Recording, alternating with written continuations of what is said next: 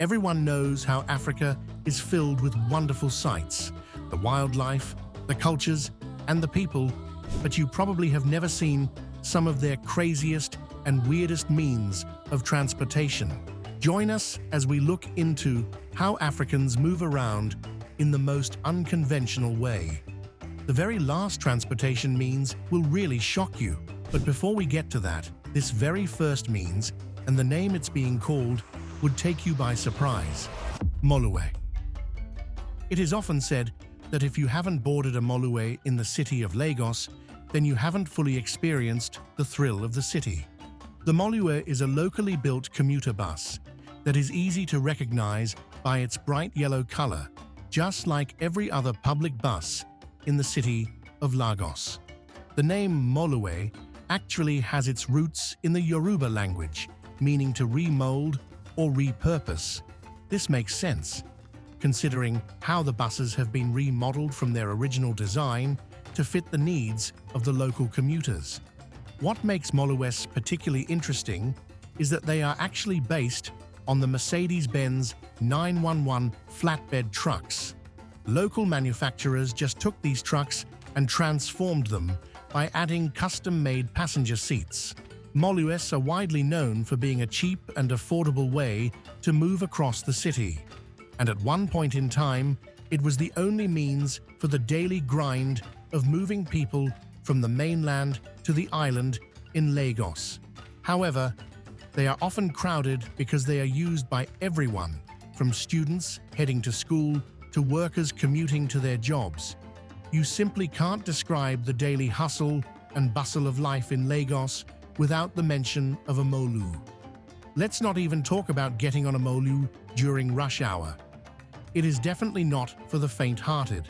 In fact, it can be described as one of the craziest experiences you could ever encounter, day in and day out. Imagine the bus rolling up into the midst of hundreds of passengers, and then the chaos begins. There is a crazy rush to enter the Moluwe, and trust me, it is not for the polite or the timid. In this moment of scrambling, you'll see people pushing and shoving as they try to secure a spot inside. It doesn't even matter if you're a man, woman, or child.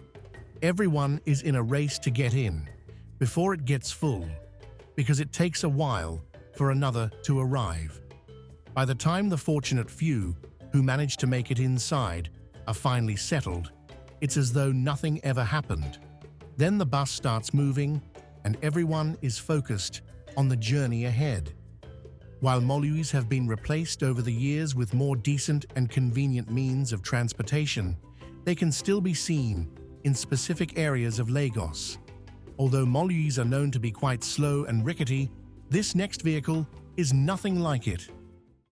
Solar-powered taxis. In Ivory Coast, it's quite worrying that about 80% of the vehicles on the roads are used imports. Many of these vehicles are old, and as they use the roads, they emit clouds of thick black smoke. Locals were usually bothered by the noise and the pollution, but there really wasn't much that they could do about it. And honestly, those things did more harm than good, contributing to air pollution and environmental degradation. However, these taxis came to save the day, because with them, transportation couldn't be more seamless. We've heard of solar-powered solar cookers and solar dryers, but how awesome are solar-powered cars? These solar-powered taxis are actually as cool as they look. They are modern, they are affordable, and most importantly, they are incredibly quiet compared to their counterparts. The mini-cars, 8.8 feet long and 2 meters high, are covered in solar panels, each fitted out with 6 12-volt batteries, giving the vehicles a range of 87 miles. After returning from a visit to China, where he learned a great deal about solar-powered vehicles, a man named Mark Togby, who is a passionate promoter of solar products, couldn't wait to share his brilliant ideas. And now, the rest is history. The people of Ivory Coast now enjoy smooth, seamless rides, especially in urban areas. And these things can transport anything: people, goods, and even food. It's got a bumper to hold weighty items, just like a regular car. Now, since the inception of the vehicles, communities have embraced this change, and many have thrown out their old rickety cars and buses. Imagine going around the beautiful streets of Jacquesville in one of these sleek, eco-friendly taxis. Another great thing about them is how they come in different colors and blend into the beautiful atmosphere of the city. Plus, by relying on the energy of the sun, these taxis are an alternative that can tackle and probably even defeat the pollution problem that plagues many urban areas. And residents aren't the only ones who love to ride in these cars. Tourists also love them. So, if you're visiting Ivory Coast anytime soon, be sure to look out for these vehicles that love the sun. Tuk Tuk. South Africa has some of the most efficient but thrilling forms of transportation in Africa, and the Tuk Tuk is on the top of that list. If you're looking for an unusual but fun way to go anywhere in South Africa, what you're looking for is the Tuk Tuk. While it is called different names in different West African countries, the experience is just the same. In Tanzania, it is called Bajaji. In Sudan, it is called Raksha. In Nigeria, it is called Keki, while in East Africa, it is called Boda Boda. There is hardly any African nation where these auto rickshaws can't be found. Although they were first used in countries like India and Thailand, I guess Africans did not want to miss out on the experience either.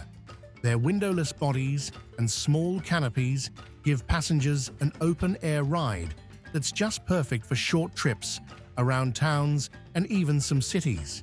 You'll see them buzzing around hotspots like Sandton, Rosebank and Melville in Joburg, and down in Cape Town. They're also everywhere in Togo, Ghana and Nigeria. They do look small and compact, but they're actually quite comfortable. One tuk-tuk can comfortably fit up to 3 passengers in the back seat. And sometimes the driver can also make room for one more, right beside him. There's also a little space behind the back seat left for luggage, so you can toss in a backpack, shopping bags, or maybe even a small suitcase if you're headed to a nearby destination. The open windows are not a disadvantage though, as most tuk-tuks come with a thick material on both sides that acts as a curtain and a protection when it's pouring or it's extremely hot. Plus, these tuk-tuks appeal to all kinds of people. Tourists love them because they're a quick and exciting way to experience the thrill of the city. Business people find them handy for getting around without having to worry about the cost of gas, while students simply use them as a budget-friendly option for short trips. And you might want to sit tight for this next one. It's quite interesting. Poos. These rickshaws, known as pusi, are simple vehicles made of colorfully painted wood. They're designed to be either pulled by a man on foot or attached to a bicycle, all through the busy streets of Madagascar. Believe it or not, the rickshaw actually has roots in Japan, where the name jinrikisha comes from 3 words: jin meaning person, riki meaning power, and sha meaning vehicle. So, literally, it means the person-powered vehicle. But when the pousse-pousse was to be introduced in Madagascar, it was named in French, and it actually translates to push. The term originated from a time when these rickshaws had the runner positioned behind the passenger instead of in front, contrary to what is more common today. The runner would barely have a clear view, so he had to depend on the passenger in front of him to navigate. The passenger would then call out instructions to the passenger, asking them to push from behind. The pousse-pousse is an extremely popular mode of transportation, often used by local people who may not have the means to afford a car or a motorcycle. And so, it is easier, cheaper, and more convenient to get around the city and run daily errands without the high costs that come with owning or fueling a motor vehicle. Besides transportation, The pusa is also very useful to street vendors. They load up these strong vehicles with their goods, which could either be fresh produce, handmade crafts, or other items to sell directly on the city streets. In terms of cost, the pus is certainly Madagascar's cheapest mode of transportation. Locals just hop in and get around town with it. Although passengers can't get to transport much like they would in a cart or local bus, it can only fit up to 2 people. And it is particularly interesting to tourists because they get to see sights in full view. And don't be surprised to see a pus runner barefoot. There's a reason for it. Running without shoes actually allows them to move faster and stay steady on their feet without having to worry about losing or damaging their shoes along the way. And no, they don't ever get tired. The runners are incredibly fit and have learned how best to navigate the busy city streets quickly and skillfully. Chukudu. Now, let's talk about a fascinating means of transportation in the Democratic Republic of the Congo, the Chukudu. It's a handmade, 2-wheeled wooden vehicle used for moving heavy goods around the local areas, and it's unlike anything you'd typically see on the road. And they rarely transport people. Their structure and design only allows them to transport items, especially goods and farm produce. These interesting vehicles are made from strong, locally sourced materials, with the main frame typically made from strong mumba wood or eucalyptus wood. It also has an angular wooden frame that supports 2 small wheels. It's got handlebars for steering and a padded area that gives the operator a place to rest their knee. The standard size for a chukudu is about 6.5 feet long, and at this size, it can carry a load of up to 1,000 pounds, which is actually quite impressive for a handmade wooden structure. However, some people opt for even larger chukudus, which are built to handle up to 800 kilograms of weight. And of course, riding that thing is as hard as it looks. To move it forward, the operator pushes along with one leg, almost like how you would ride a scooter. And this may seem surprising, but chukudus are actually customizable. For example, some models have a hole in the middle of the sitting deck where a stick can be inserted. This stick will help secure firewood and keep it from falling during transport. Meanwhile, some other chukudus are equipped with a large basket for carrying different types of cargo, especially the weighty ones. For many decades, the chukudu has become a must-use for many people in the Congo, and they rely on it to transport goods over long distances without the need for fuel or actual cars. Safe to say, it has actually become part of their daily lives.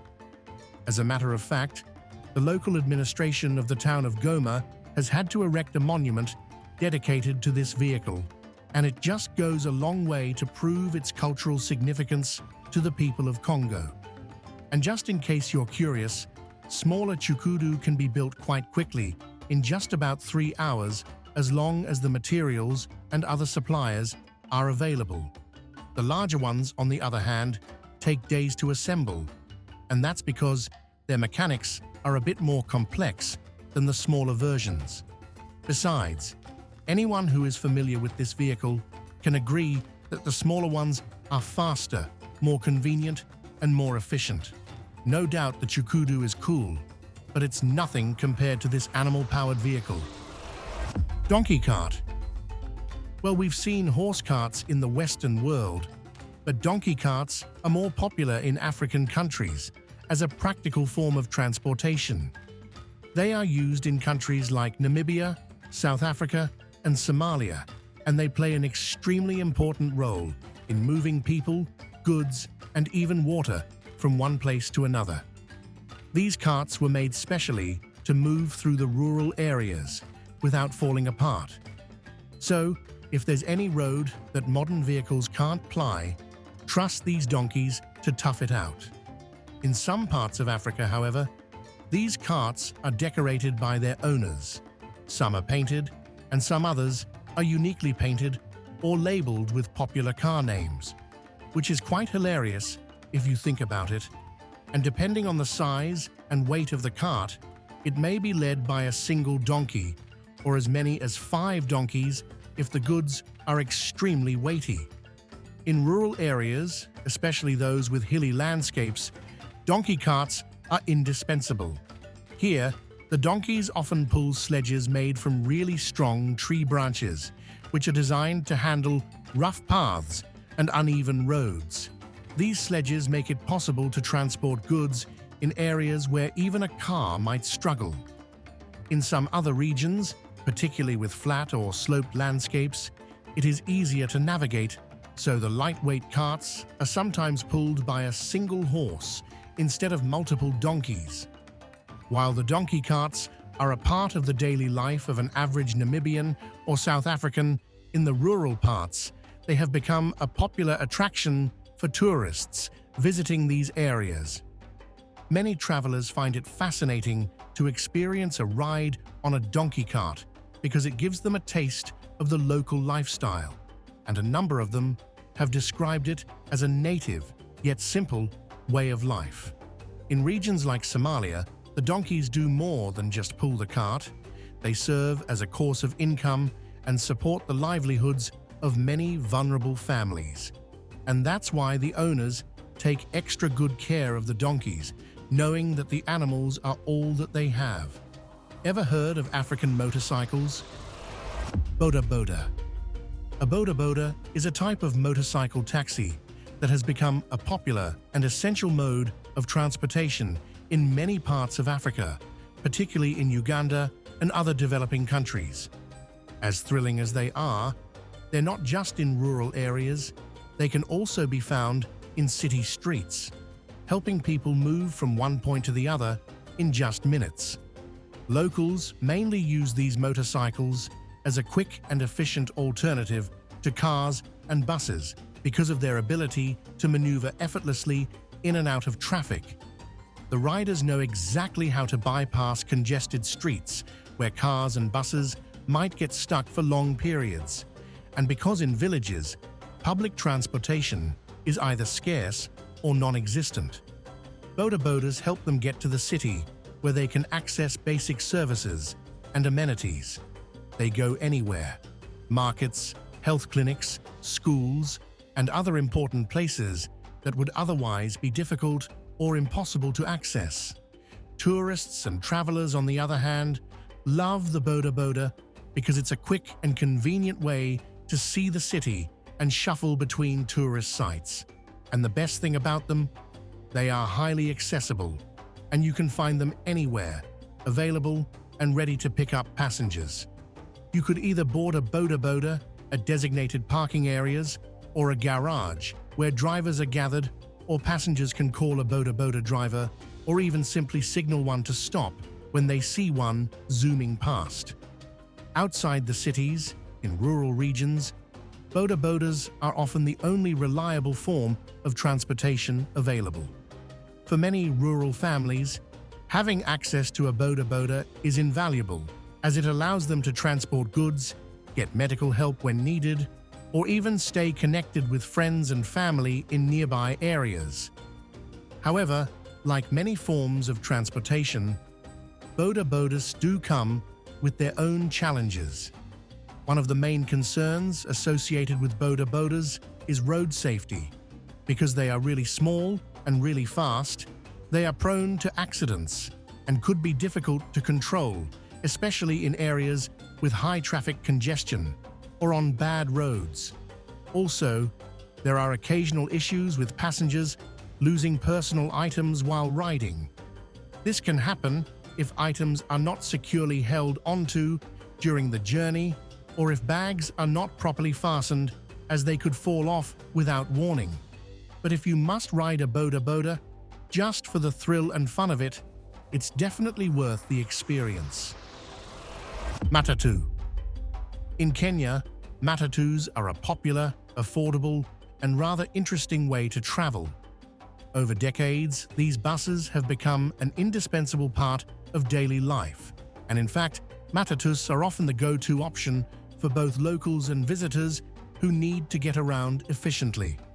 The word matatu actually comes from Swahili, and it literally means three, which references the 3 pennies passengers originally paid when the industry began back in the 1970s. Since then, however, the matatu transport industry has evolved, and today these minibuses are known not just for their low fares, but also for their colorful designs and lively music.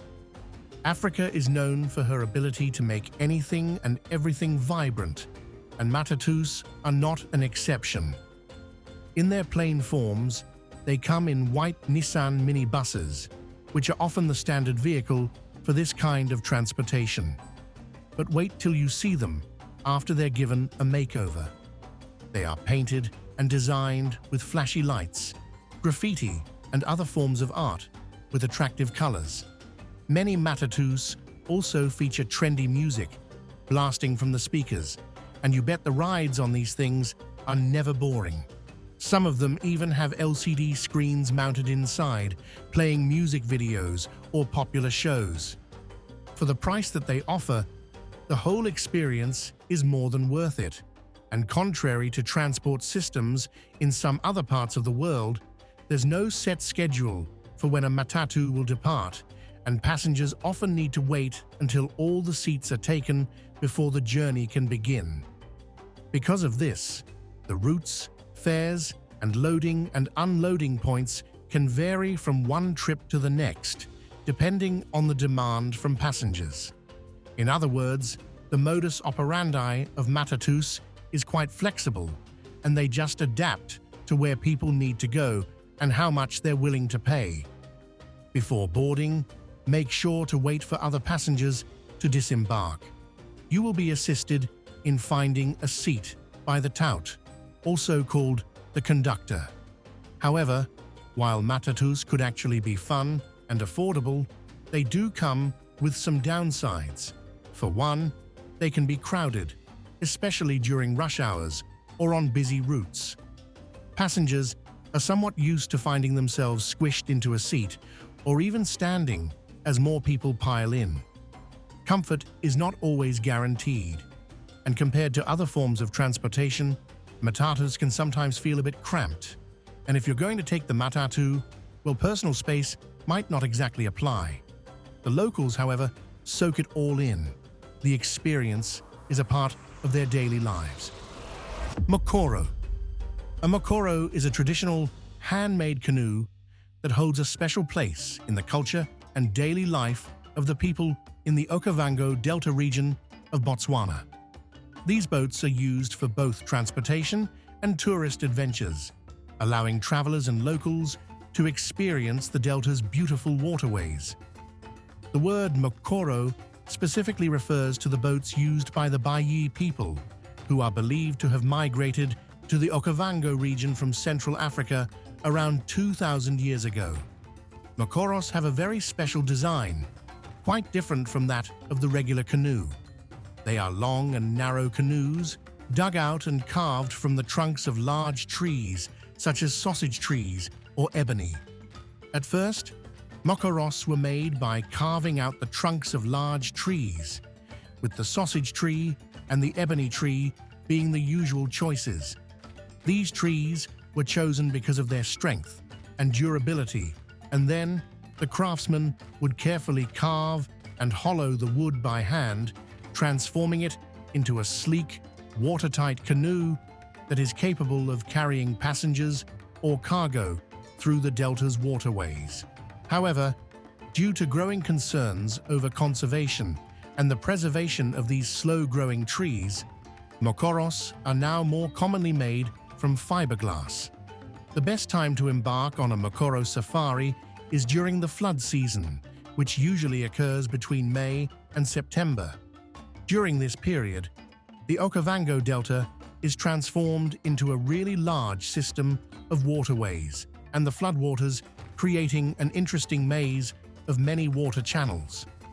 The flood season is also a prime time for safaris because animals and birds flock to the delta in search of water, and so it is easier to spot them as they move through the flooded landscape. For the locals, mokoros are essential for fishing because they provide a stable platform from which fishermen could cast their nets or lines. Surprisingly, they are very useful when harvesting reeds, an important material in the delta that is used for making items like mats, baskets, and shelters. And more importantly, mokoros were made to transport people and goods from one place to another, thereby facilitating trade and communication between different communities. For foreigners, they employ mokoros as safaris because they conveniently allow access to areas that larger boats could never reach, so that passengers can get closer to the wildlife and scenery. So they get to see the beautiful sights of nature and wildlife, of course, from a reasonable distance. Besides these practical uses, mokoros also serve as a form of entertainment and recreation. As a popular and traditional pastime, people would gather for mokoro as a way for the community to come together, celebrate, and showcase their skills in maneuvering the canoes. Calèche Marrakech. If you've ever spent a week or two in Morocco, the word calèche should ring a bell. A calèche is a charming type of horse-drawn carriage that comes with a retractable cover that is perfect when you need some relief from the sun on those warm, sunny days. These stylish carriages became popular in the 19th century in France, where they were often used for short journeys, particularly in the summertime. The word calèche is a French feminine noun that made its way into Moroccan vocabulary during the French colonization in the 1950s. In present times, the word is a commonly used term in Morocco to refer to what is more formally known as a barouche, or simply put, a horse-drawn carriage. The calèches of Marrakech are not as heavy as they may look. They are lightweight carriages designed with a unique and practical structure. At first glance, you'll notice they have small wheels at the front and larger wheels at the back and inside. There's enough seating space that can comfortably accommodate 4 to 6 passengers, making them perfect for small groups or families who want to experience the city together. These carriages are usually drawn by 2 medium to large horses that have been carefully selected to be of equal height, because it gives the calèche a balanced, graceful look as it moves through the streets. Like many other parts of Moroccan culture, the term is actually a remnant from their colonial history that has been embedded in the language and way of life. While the calèches are grand and quite elaborate, they are used mainly for touring the city. A foreigner who has come to see sights in Marrakech would most likely take a calèche tour to explore the city. The tours, however, can vary in length, and this depends on how much time you want to spend sightseeing. Passengers could either opt for a shorter 20-minute ride if it's just looking for a quick ride around town, or indulge in a longer journey that can last up to 2 hours.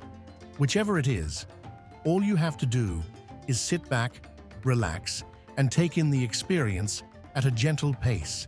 However, the story behind the calèche horses hasn't always been a pleasant one. In previous years, the horses used to pull these carriages were often poorly cared for. Many were malnourished and dehydrated, with visible signs of neglect. Some of these animals would also look painfully thin and would obviously suffer from untreated harness wounds. In fact, some horses showed signs of lameness, making it obvious that they have been strained for too long without proper medical care. But the Marrakech local administration has made laws that protect the safety and well-being of these resilient animals. And although they're not as common as they used to be, they will forever be part of the culture of the Moroccan people. Thanks for watching. If you enjoyed this video, don't forget to like, subscribe, and hit that notification bell for more great content. Share your thoughts in the comments below. What number did you find most fascinating? See you in the next video.